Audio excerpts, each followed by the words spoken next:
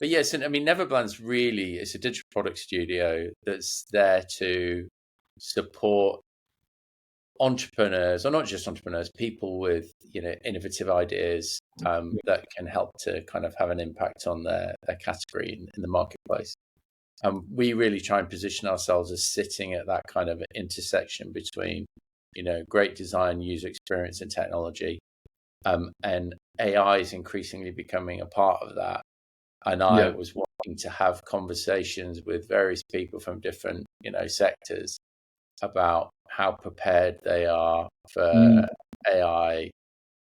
Where does it sit on their roadmap? How far in the horizon is it? Is this something that they're really trying to embrace and integrate into their business today, or is it something that they kind of still see as being, relatively niche, at least within their business context, and that they'll kind of, address it as and when it becomes, when it starts hitting them in the face, effectively. Totally, until they can't ignore it any longer.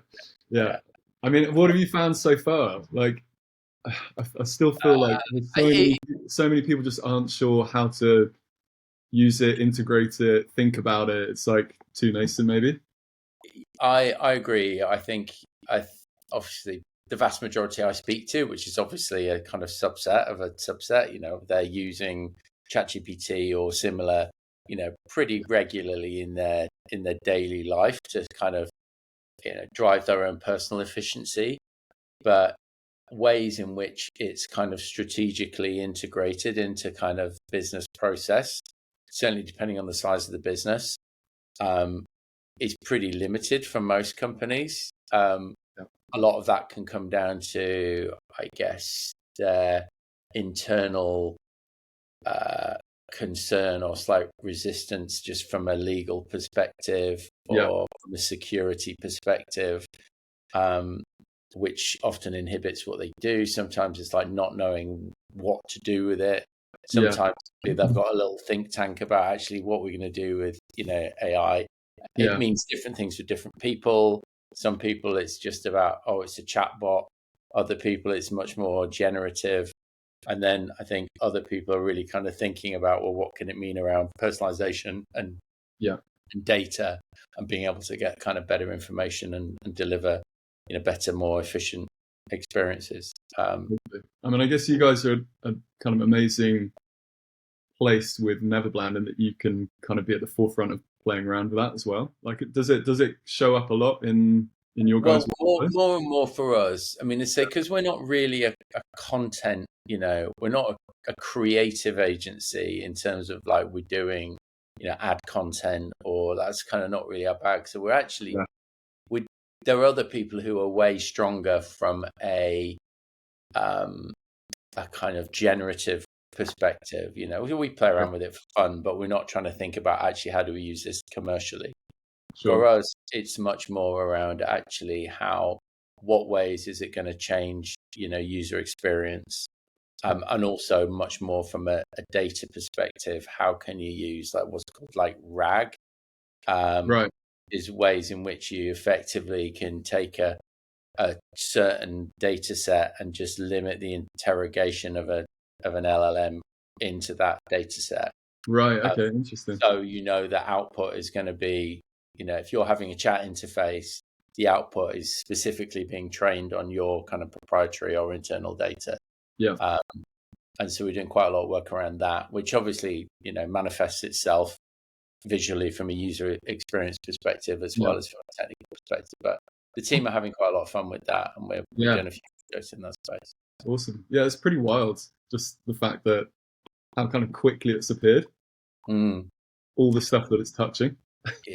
No, absolutely. I mean, I follow a lot of I guess what you call the leading thinkers, AI, and you've got the real kind of like huge optimists, utopian kind of, they really think they're kind of heralding a new era of abundance. And then you've got other kind of Cassandras who think it's going to be the end of the end of civilization. And these are both views that come from the people who are the very, very kind of the top, leads in the AI thinking, and been there for a long time. So difficult to know exactly what to think. But Totally. Yeah. I'm always more of an optimist. So Yeah. Yeah. Likewise. Glass half full. Let's hope it stays that way.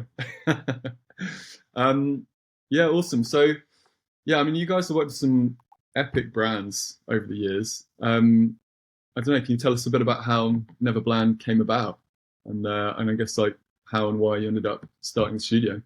um, well, I think it's really from a position of my own personal failure. Right. So I had previously a marketing communications agency, which I got acquired in 2006. So that was great. But I guess part of the reason for moving on from that was because I'd started to fall out of love with just what I'd call traditional advertising and marketing campaigns, Yeah. and was kind of feeling I wanted to get involved in something was what I felt to be more substantial, actually like building your own business and be involved in kind of creating. And Yeah. so after leaving that business, I started an ecom business selling wines and spirits in the early days of ecom. Right. Literally, I think you had Sunday Times Wine Club. Virgin wines were potentially just coming out around that time. And I kind of went headlong into that space, not knowing a lot about it, knowing a lot about kind of marketing and branding Yeah. and also quite a lot about the drinks category. But came up against so many hurdles along the way that I hadn't anticipated. Right.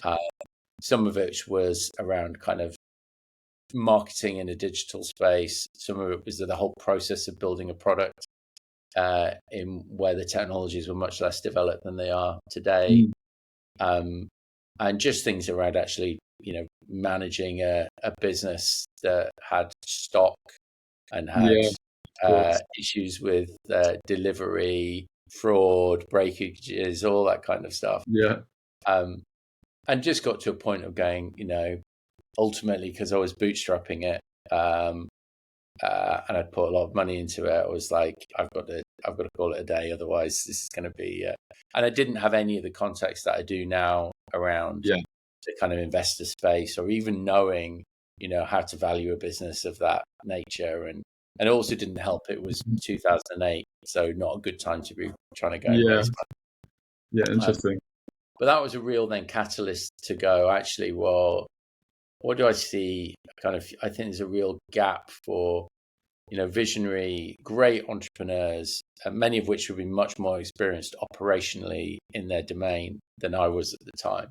But I could really see that, having a solid understanding of the relationship between design and the technology and marketing and all of those things working in a really integrated way is so important in driving the success of a business. Yeah. And actually looking at all of these things certainly in an early stage in a siloed way, if you don't have that kind of level of understanding, it's just an inhibiting factor for success. And so that's why I've kind of thought, actually, I really feel that with an experienced multidisciplinary team, you can hopefully get there quicker, avoid a lot of the mistakes, give people really, honest advice based on your experience around the things that they should be doing, how to get to market quickly, but also how to build something that's got a solid foundation that you can grow upon.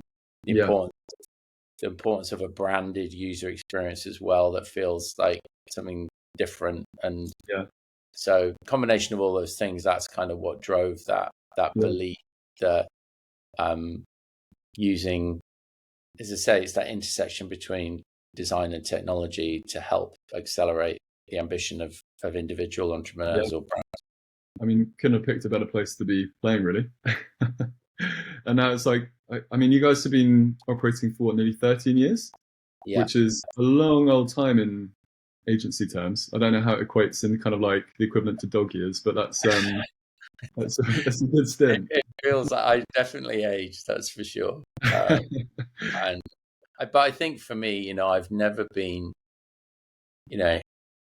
I've never been driven by looking for the exit or it really is a kind of purpose thing, do it because I love the impact that you can create, being able to see something that started as a kind of nascent idea and go on to become, multi-million pound, like, in terms of funded, or in some cases tens or even hundreds of millions of pounds of valuation, and kind of seeing that you played an important role of that in that growth, for me, gives us a tremendous amount of satisfaction. And I think it's something that it's the reason why we've got quite a lot of longevity of tenure in terms of team, because I think they share that. Yeah, that's awesome. And I mean, how has the work changed, since the early days? If we're talking close to 30 years. Obviously when you early days, it's almost like taking anything you can get, really. And I guess there were earlier iterations where we would do almost like brand activation work for agencies and things on brands, and just it was much more around actually almost flexing your creative and technical muscle to do interesting things, whereas now we're much more purpose driven. I mean, we're B Corp as well, so I guess the type of work that we like to get involved in. Obviously you have to balance pragmatism, with idealism as well. There's we have a range of different projects that we work on. Obviously some are more aligned to your ideal project profile. But I think we're clearer on the kind of work that we should be doing and that we're really world class at. And I think for us it really is around anything that is really product focused, taking an idea that's not kind of fully formed and turning that into a kind of clear, well developed digital experience, and that can meet its commercial goals, whatever that is. Awesome. And I suppose in that journey, because I mean, remind me what your background is. Was it my background was I guess brand strategy, brand activation, multimedia communication, and then really, as part of that, it was this year was around in the very beginning of the internet when websites first started to become a thing, and apps, and but the first real experience was, to say, when I went and started a business in that space, and that was a real crash course in learning, the infrastructure. So I'm not technical in terms of a classic sense, but I have a really good understanding of all of the different kind of, which obviously you need to, the building blocks for how you create a product, and then how you launch it. I mean, it sounds like you've had much more experience touching all of the kind of all of the aspects of kind of business building, but then also coming from a brand and I guess a creative background, you don't tend to normally get the business side with that. So I guess at what point was there that kind of moment of especially around Neverbland, oh shit, I'm kind of running a business now? Yeah, I mean, I'm not sure that was quite. So when I say brand, I mean brand from a client perspective. So I've always had a very kind of commercial. I've always from I did marketing at university, so it's kind of like that combination. I've always been around creativity, but the commercial application of that, and whether or not from a brand perspective, that's about understanding the size of the market and the potential value, or of that total addressable market. So I've always, I think, been quite good commercially. So but there's a difference between running a business and all the aspects of that, and I guess just delivering projects to a budget. But Yeah, so when I started my first agency in 2000, that's really when you kind of start. I think start to become an entrepreneur, really. Yeah, yeah. So I suppose I guess the business running aspect probably wasn't as daunting for you as it is for a lot of the other creative founders. But I suppose within that there must have been some, or I assume there were some pretty steep learning curves too. Oh Be yeah, I interested mean, about that. absolutely. There's a big difference between you know being aware of what a P&L is, but actually having an internal team of accountants who actually do everything Yeah, versus actually going, okay, I'm responsible for this. I'm the person who's signing all of this off. I need to sign off the accounts. I need to really understand the difference between a P&L and cash flow. yeah, Uh, I need to, really get what that and the balance sheet from my own personal perspective. How does that uh, uh, what's the implication of debtor days, and how do I chasing clients for money, actually writing you, so that there's a mm, whole lot more, even if you understand it or you've been exposed to aspects of it, hadn't been exposed to all of it to the level yeah, that you become. yeah, yeah, totally.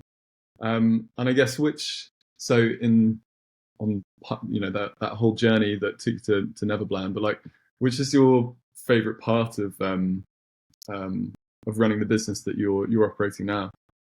Is it all solely focused around I guess like the creative and the output, or are there kind of more of like the business and the operational sides, given your kind of more commercial background as well?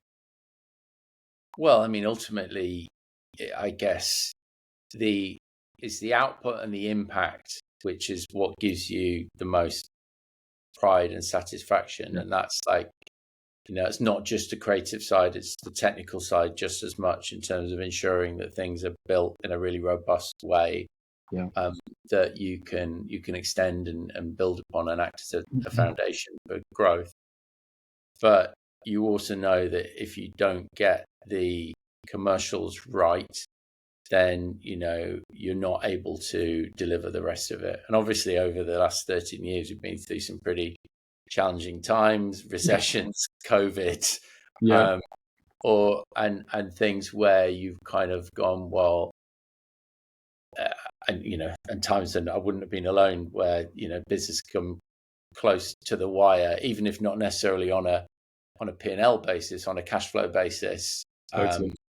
and actually, the importance of prudent management around that, Mm, to make sure that you do have um, a bit of a buffer to get you through tough times, or kind of resilience and yeah, things. Yeah. So that's it's not the thing that I'm doing cartwheels over, but it's definitely I definitely see the importance of it, and crucial to get it right.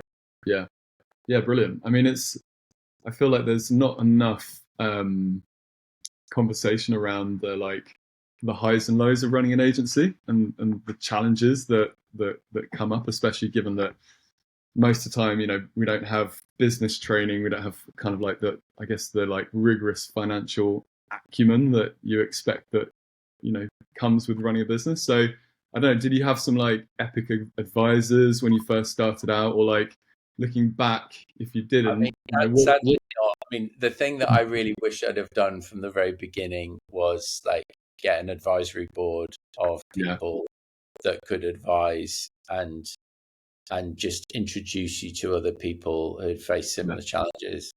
As a consequence, I've made many, many mistakes. yeah, Learned the hard way for a lot of things. But I guess the whole, what doesn't kill you makes you stronger, totally. definitely applies.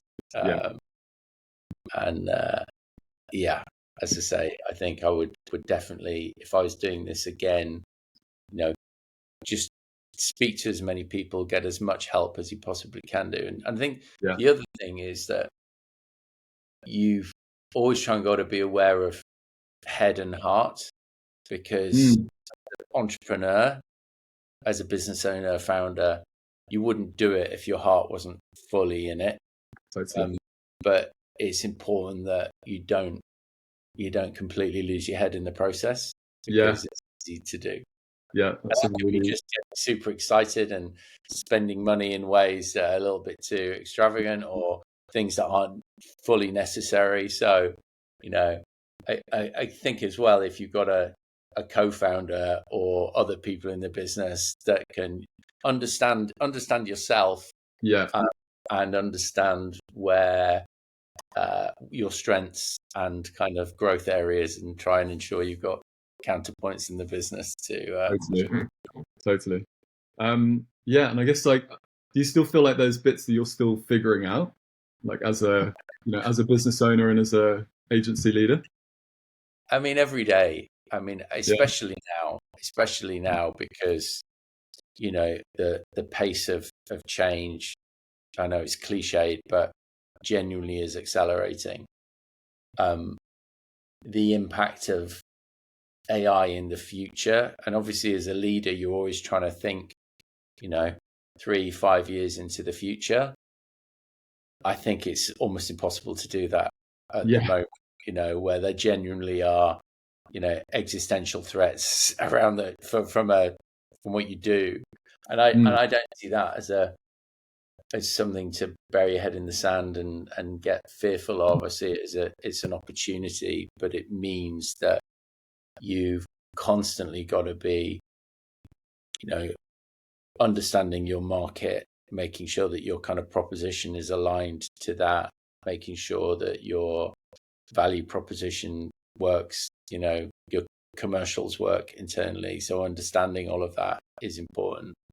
And I think, if anything, the more the more you realize that there's a lot more that you don't know. And yeah, so I true. you don't have a crystal ball, but Yeah, and I like to think, become more humble with age, because you realize that. yeah, yeah, totally. Um, yeah, brilliant. And I mean, so given that you guys have been going around for about 13 years or so, what does success look like for Neverbland in the next sort of 13 years? Um, for me, again, it's all about it's about impact. We've been involved in creating a unicorn, or was more or less a unicorn, in the work that we did with Bulb when they Yeah, kind of first launched. I'd like to be involved in supporting the growth and development of more. I do think that, given advances in AI, our ambitions now are probably more around scaling productivity, scaling efficiency, rather than necessarily scaling headcount. yeah, Not to say that you won't have some of that, but I guess previously I might have had ambitions to have multiple offices in multiple countries, and whereas I now see, potentially future being more remote, more distributed, more about how people kind of work together efficiently, yeah, across territories. Less about physical locations, just more about the way that you interface and your workflows. yeah, But really, it's all about impact. As I say, that's why I do it. It's getting to work with inspiring people who are really driven to, make a difference in their category, and yeah, being able to play a role in supporting them. yeah. Which is an amazing thing to be able to do day in day out. And yeah, any exciting stuff in the coming out at the moment? I do. I'm just saying how What's much your I life might to say? talk about it. We're working on a very exciting product in the healthcare diagnostics space. Obviously, there's a lot of activity in that space at the moment, as kind of new